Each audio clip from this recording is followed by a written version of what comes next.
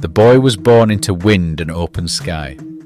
The tall grass swayed for miles around his people's camp, rolling hills, scattered pines, and skies so wide they made the land feel like it breathed. Bison moved in dark, heavy herds across the horizon, their hooves like distant thunder. Birds wheeled high above the ridges, and the rivers ran cold and clear over smooth stones. This was the northern plains, still untamed, still sovereign. This was Lakota country. Crazy Horse came into the world around 1840, near the Black Hills, sacred ground to his people. He was born into the Oglala band of the Lakota Sioux, to a medicine man father and a mother of the Miniconjou. His hair was lighter than most, almost sandy brown, a rare trait that made him stand out. Some said he was touched by the spirits, even then. His early days were filled with motion. His people lived with the land, not on it. They followed the great bison herds, their lives woven into the patterns of the animals they depended on. When the herds moved, the village moved. Tipis were packed in minutes, loaded onto travois, and the procession would begin. Riders guiding horses, children clinging to mothers, and dogs trailing behind. The rhythm of life was migration, not conquest. And through these seasons of movement the boy learned, by watching, not by asking. He studied the older hunters as they read the signs left in mud and grass, as they cut meat with stone-sharp precision, as they offered quiet prayers before taking a life. He listened to the stories told by firelight, where old warriors spoke not just of battles, but of balance, how to live rightly in a world where everything had a spirit. He was drawn to the elders, not just to what they said, but how they said it, slowly, thoughtfully, with pauses that meant more than words. These old men spoke of the stars, of the hills, of the times before fences. They taught that every trail was connected to a story, and every story connected to the land. He carried these lessons without fanfare, tucked inside himself like an ember. He wasn't loud, he didn't boast. When other boys practiced their battle cries, he sat in the shade and watched. He preferred to be near the animals, to move with them, to learn how they fit into the world without disturbing it. And then, one day, he left. He went alone, as tradition demanded, into the hills for his vision quest. No food, no water, just the wind, the sky, and whatever would reveal itself. When he returned, he was changed. He said little, but something had settled in him, a quiet knowledge, a set of rules he would live by for the rest of his days. He would never dress to impress, never take trophies, never claim greatness. His strength would come from humility, and if he stayed true to what he had seen, he would be protected until the day his spirit was meant to leave. No drums marked his return, no speeches were made, but among those who watched closely, something was different. The boy had stepped into something larger than himself. He was no longer just a child of the plains. He was Crazy Horse. The land began to feel different. Not suddenly, but like a slow tightening. Like a great hand closing around something wild, trying to shape it into something it was never meant to be. The bison, the heartbeat of the plains, were fewer now. Their herds, once thick as clouds on the move, were breaking apart, left to rot on the prairie, shot from trains by men who didn't need the meat, bones bleaching in the sun. The land was being emptied, not by famine or war, but by design. Wagons rolled in behind them, endless lines of them pulled by oxen, heavy with tools and wire. Surveyors drove stakes into the soil, thin wooden sticks tied with red ribbon, slicing the land into squares as if it could be owned. Treaties were signed in distant rooms, then broken in closer ones. Maps redrawn. The Great Plains, once a sea of movement, was being divided like a farm field. The Black Hills, sacred to the Lakota, were declared off-limits to settlers by treaty in 1868, but that promise shattered like glass when gold was found in those hills. Suddenly, the word treaty lost its meaning. Miners flooded in, carving roads, cutting timber, ripping open the earth in search of shine. And when the Lakota resisted, the army came to make room for progress. Crazy Horse watched as the promises crumbled. One by one, the bands were pressured onto reservations, parcels of land meant to contain them, control them. The agency men came next, bringing ledgers, rations, rules. Men with pens and paper trying to replace centuries of memory with numbers and signatures. It was more than loss. It was insult. It was the land being measured like it was dead. It was the sound of hammers building outposts where prayer circles once stood. It was hunger, contained by fences, reduced to waiting for flour from white hands. And with every new trail, every new telegraph wire, the pressure built. Not all Lakota leaders agreed on how to respond. Some chose the path of survival, signing agreements, moving onto the reservations, trying to protect what little they could. But others, those who still felt the fire in their lungs and the earth in their bones, refused to fold.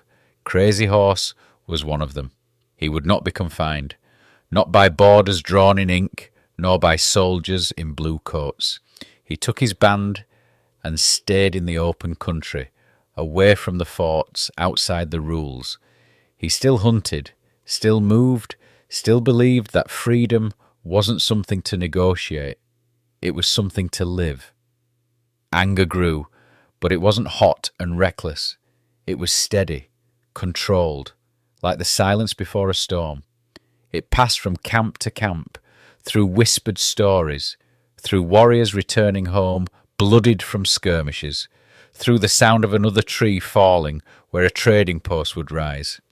It was in the eyes of mothers counting fewer hides, in the stories the elders told with tighter voices, in the restless way the young men sat at the edge of councils wanting to fight. And through it all, Crazy Horse said little. But when he moved, others followed, because they could all feel it. Something was coming. Not just another skirmish, not just another treaty broken, something larger. The land was groaning under the weight of it, and soon blood would answer blood. By the summer of 1876, the powder keg had split wide open. The US government had ordered all Lakota bands to report to reservations or be considered hostile. But Crazy Horse and others had no intention of surrendering land that had never been given away. He and his followers, joined by Sitting Bull's people, the Northern Cheyenne, and others, gathered in a great village tucked along the winding banks of the Little Bighorn River. It was the largest native encampment in living memory. Teepees stretched out across the grass in rows and circles, smoke curling into the air, the sound of children laughing, horses nickering, old women singing as they stirred pots. It was not a war camp, it was a home, a brief breath of peace in a world closing in. But the army was coming. George Armstrong Custer, arrogant and ambitious, was riding west with the 7th Cavalry, around 600 men. He believed he was chasing down a scattered band. He thought they would run. He thought he could strike quickly, crush the resistance, and return east a hero. He was wrong. On the morning of June 25th, Custer split his forces, trying to surround the village. He moved fast, eager for glory. But when his men crested the ridges above the Little Bighorn, they did not find a few dozen warriors. They found thousands. Sitting Bull had performed a Sundance in the days before, cutting deep into his flesh in prayer.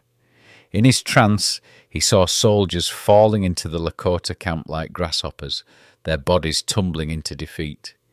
He told his people they would win this battle. They only had to stand together, and they did. Crazy Horse led the charge. He rode into the fight bare-chested, paint streaked across his face, his long hair flying behind him. Witnesses said he didn't seem to ride. He floated, weaving through bullets as if protected by the spirits. He didn't shout orders. He pointed, he rode, and the warriors followed. The battle didn't last long. Custer's troops were overwhelmed, cut off, panicked, scattered. The warriors hit hard from all sides, riding fast, firing from beneath the manes of their horses. No mercy, no retreat. The soldiers tried to form a circle, tried to hold the line, but it was no use. The land itself betrayed them, open, exposed, unforgiving. And then it was over. Custer's body was found on a rise that would come to be known as Last Stand Hill. He lay among his brothers and his men, stripped, pierced, lifeless. Some say Crazy Horse was there in the final moments. Some say he never laid a hand on Custer. But the victory was clear and total. Over 260 US soldiers lay dead. It was the worst defeat the army had suffered at the hands of native forces, and it sent shockwaves through Washington and the East.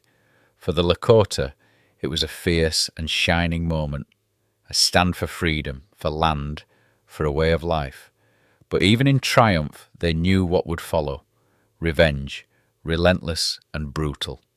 Still, on that hot June day by the waters of the Little Bighorn, the earth belonged to them. The drums fell silent, smoke drifted through the sage, and Crazy Horse, who had never signed a treaty, never sought fame, stood unbent, just a man living the truth of his vision. After the Little Bighorn, the sky turned dark. The US government, humiliated, responded not with negotiation, but with vengeance. More troops, more pressure, more destruction. They cut the Lakota's support at the roots, slaughtering the bison in droves, torching supplies, harassing friendly tribes who gave refuge to those still resisting. Winter crept in like a second army, and slowly, inevitably, the free camps dwindled. Crazy Horse stayed out the longest. For nearly a year after the battle, he led his people through snow-choked canyons and across frozen plains, moving like smoke, never staying long. But it was no longer war, it was survival. Ammunition ran low, food scarcer still.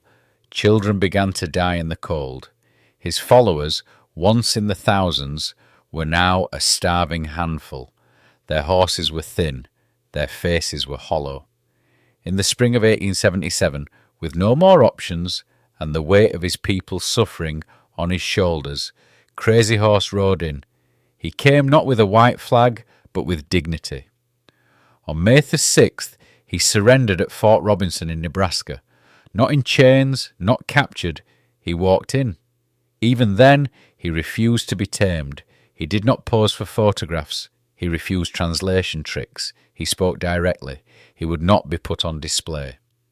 When a general offered him a seat in a circle of chairs, he sat in the dirt instead. The earth was still his. At first they left him alone. They called him a good Indian now. He was given a tent near the agency and allowed to visit his sick wife. But unease grew in the ranks.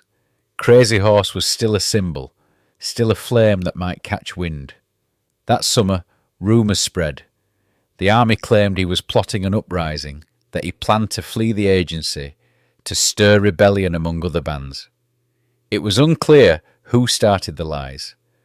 Perhaps jealous scouts, perhaps army officers uncomfortable with a man they couldn't fully control. Either way, the order came down. He was to be arrested. On September the 5th, 1877, they told him to come peacefully, to discuss things at the guardhouse. He came, cautious, suspicious. Something was wrong. His father sensed it too.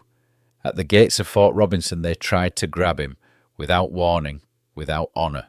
Crazy Horse resisted, twisting free.